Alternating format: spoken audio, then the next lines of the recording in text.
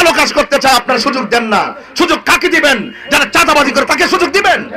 যারা দুর্নীতি করে, লুটতরাজ করে, দেশের বাজেটের টাকা 3 ভাগ করে, 1 ভাগ ডান পকেটে রাখে, আরেক ভাগ বাম পকেটে রাখে, ডান পকেটের টাকা দিয়ে বিল্ডিং করে আর মার্কেট করে, বাম পকেটের টাকা বিদেশে পাচার করে, আর 1 ভাগ দিয়ে এমন ভাবে বন্টন করতে করতে করতে করতে ওই বাজেটের টাকা বাঁকাসুরা ঢুকে, তখন আমরা দেখি বাজেটের টাকা আর নাই, তখন রডের বদলে বাস।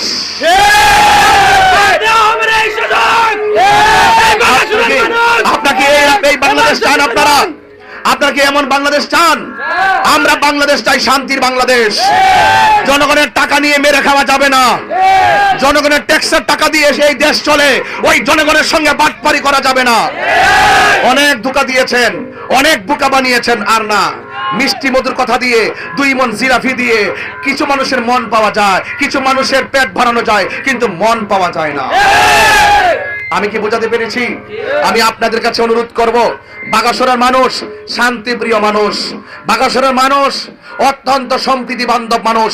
হিন্দু মন্দিরে যাবে, বৌদ্ধ যাবে, খ্রিস্টান গির্জায় যাবে, মুসলমান মসজিদে যাবে, যার যার ধর্ম পালন করবে, কেউ কাউকে বাধা দিবে না। এটার নামই হলো বাংলাদেশ।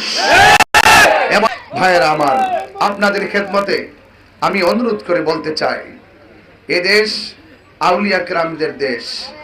এই দেশ আউলিয়া কেরামদের পদচারণায় ধন্য এই দেশ। এই জন্য আউলিয়া কেরামদের সাথে কোনো ধরনের বেয়াদবিমূলক আচরণ করা যাবে না। আমরা দেখেছি বিগত 5ই আগস্টের পর 2টি বছর চলে গেল। অনেকের প্রশ্ন হলো, অনেকের জিজ্ঞাসা হলো, তাহিরি হুজুর ওয়াজ করতেন, এটাই তো ভালো ছিল, রাজনীতিতে কেন আসলো? ভাইরা আমার, আপনার প্রশ্নের উত্তর আমি এক দাগে দিয়ে দিব। এক দাগে উত্তর হলো যে আমি যখন দেখেছি 90টি মাজার ভেঙেছে, কোনো বিচার হয় নাই। কবর থেকে লাশ তুলে আগুন দিয়ে পুড়িয়ে দেওয়া হয়েছে, এরকম অসভ্য বর্বর আচরণ বাংলাদেশের কেউ দেখে নাই। হিন্দুকে মেরে গাছের মধ্যে ঝুলিয়ে আগুন দিয়ে পুড়িয়ে দেওয়া হয়েছে, এই রকম নির্মম ইতিহাস বাংলাদেশের কেউ দেখে নাই। পাথর দিয়ে মানুষের সামনে, লাখো মানুষের সামনে, হাজার মানুষের সামনে পাথর দিয়ে ডিল মেরে মেরে মানুষকে মেরে ফেলে লাশের উপরে নেচে নেচে উল্লাস করছে, আর মানুষ সেলফি আর ভিডিওতে ব্যস্ত হয়ে গিয়েছে। এমন অমানবিক রাষ্ট্র বাংলাদেশ কখনো দেখে নাই। আপনারা রাজনীতি করেন, ভালো কথা, 55 বছর রাজনীতি করেছেন, আমাদের কাছে এসে আপনারা দোয়া চেয়েছেন, আমরা আপনাদেরকে দোয়া করেছি। আমাদের পাশে বসে হাত মিলিয়ে মিলিয়ে বলেছেন, হুজুর একটু দোয়া করেন, আমি এমক মার্কায় এমক দলের প্রতিনিধি। কথা বলেন, ঠিক না বেঠিক? আজকে আমি যখন রাজনীতিতে দাঁড়ালাম, আপনার রাজনীতি কি শিক্ষা দেয়, আমার রাজনীতি কি শিক্ষা দেয়? আপনি যখন রাজনীতি করেছেন, আমি আপনাকে সানন্দে বুকে টেনে নিয়েছি, আর আমি যখন রাজনীতিতে এসে আপনার সঙ্গে যখন হাত মিলাতে এসেছি, আপনি তখন প্রশ্ন ছুড়ে দিলেন, অন্যদিকে ফিরে গেলেন, হাতটাকে গুটিয়ে রাখলেন। যেই রাজনীতি মুসাফা থেকে, মোয়ানাকা থেকে, সালাম বিনিময় থেকে, রাজনীতি মানুষের এই সালাম বিনিময় থেকে দূরে সরায় দেয়, এটা রাজনীতি নয়, এটা পেট নীতি। পেট নীতি,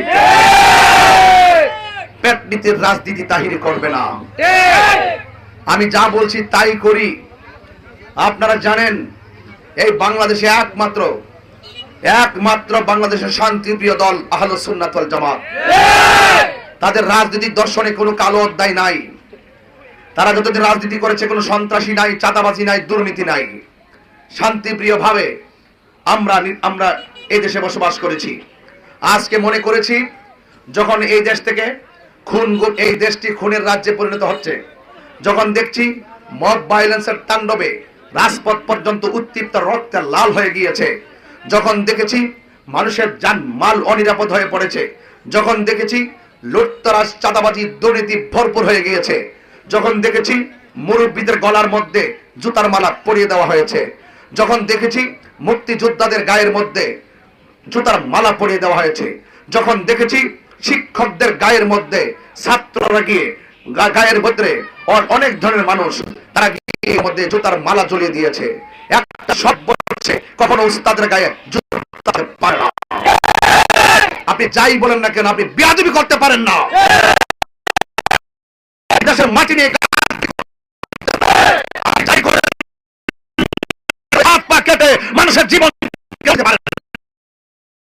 যখন দেখেছি বাংলাদেশে এইরকম তাণ্ডব লীলা চল আর খানকা করছে শান্তিপ্রিয়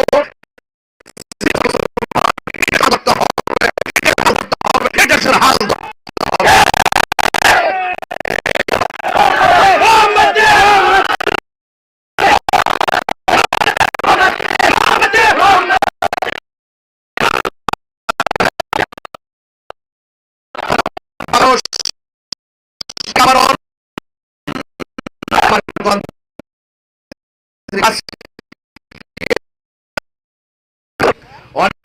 বর্ষ চলে দেয়।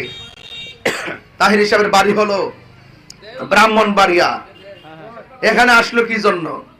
তারা সংবিধান সম্পর্কে জানে না, মূর্খ এরা। সংবিধান জানে না। সংবিধান যদি জানতো তাহলে এই প্রশ্ন ছুড়ে দিত না।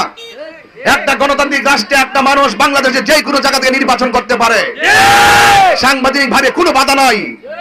জনাব তারেক রহমান সাহেব বাড়ি বগুড়া, নির্বাচন করেন ঢাকা, এবং একাধিক আসনে নির্বাচন করেছেন বিগত প্রাইম মিনিস্টারগণ। এবং জামায়াতের আমির ডক্টর শফিকুর রহমান সাহেব, ওনার বাড়ি হলো কুলাউড়া, নির্বাচন করেন ঢাকা। আমি তো ব্রাহ্মণবাড়িয়া তো চোখের সামনে, কথা বলেন না কেন? এই জন্য আমি সাংবিধানিক রুলস অনুযায়ী আপনাদের মাঝে এসেছি। আপনাদেরকে বিভ্রান্ত করছে, আমাকে ছোট করে অনেক সময় কথা বলা হয়, অনেকে হেয় করে কথা বলা হয়। এগুলো আল্লাহ বরদাস্ত করবে না। আমি এতদিন কোরআন সুন্নাহর আলোচনা করেছি, আপনার কাছে কিছুই মনে হয় নাই। এতদিন আমি আপনার সন্তানকে মাদক থেকে ফিরে আসার জন্য জিরো টলারেন্স ঘোষণা করেছি, আপনার কাছে কিছুই মনে হয় নাই। এতদিন আমি আপনার সন্তান যেন আপনাকে খেদমত করে, আপনি মা হিসাবে বাবা হিসাবে সন্তানের কাছ থেকে যেন ভালো ব্যবহার পান, আমি অশ্রুসিক্ত নয়নে আপনার সন্তানকে আপনার বাধ্য করার জন্য নিজের চোখের পানি ফেলে কান্না করেছি। আপনিও আমার সামনে বসে কেঁদেছেন, আপনার সন্তান চোখের পানি ফেলে কেঁদেছে, আর আপনার কাছে কোনো কিছু মনে হয় নাই। এটা ইটস মাস্ট বি রিগ্রেটেড। অত্যন্ত দুঃখের ব্যাপার, আজকে মানুষ ভালো কিছু গ্রহণ করতে চায় না, শুধু চোর বাটপারদের লুটত রাজ্যের দেশ হয়ে গেছে বাংলাদেশ। ভালোবাসার কদর নাই। বাংলাদেশ আমরা চাই কি চাই না?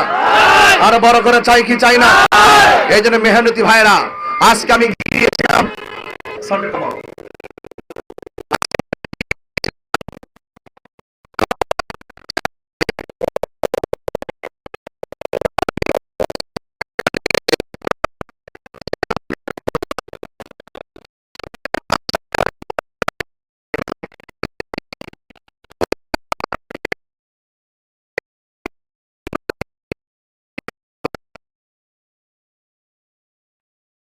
সমস্ত রাস্তাঘাটগুলো সুষম বন্টনীতির আলোকে যদি করা হতো। আজকে যাওয়ার পরে শুনেছি প্রেগন্যান্সিতে ডেলিভারি কেসে অনেক মা বোন মারা গেছে রাস্তার কারণে, অনেক মা বোন প্রসব ব্যথায় তারা কাতরাচ্ছে এই রাস্তার কারণে। মানুষ করবেন, মানুষের জন্য রাজনীতি করবেন, মানুষের জন্য রাজনীতি করতে হবে। কথা বলেন আপনারা, এই রাজনীতি করতে হবে মানুষের জন্য। এই জন্য আমি যখন দেখেছি মানুষের অধিকার নিয়ে ছিনিমিনি খেলা হচ্ছে, তখন আমি মনে করেছি এই দেশের হাল ধরতে হবে। বাগেশ্বরের মানুষ আপনারা পাশে আছেন না নাই? আছেন না নাই? আর চা শ্রমিকদের কথা তো আমি কি বলবো, এদের কষ্ট দেখে এসেছি। ইনশাল্লাহ চা শ্রমিকদের সঙ্গে যে অর্থনৈতিক বৈষম্য হয়েছে, এই বৈষম্য দূর করে তাদের ট্যাক্স ব্যবস্থা করতে এবং তাদের মুখে হাসি ফোটাতে হবে।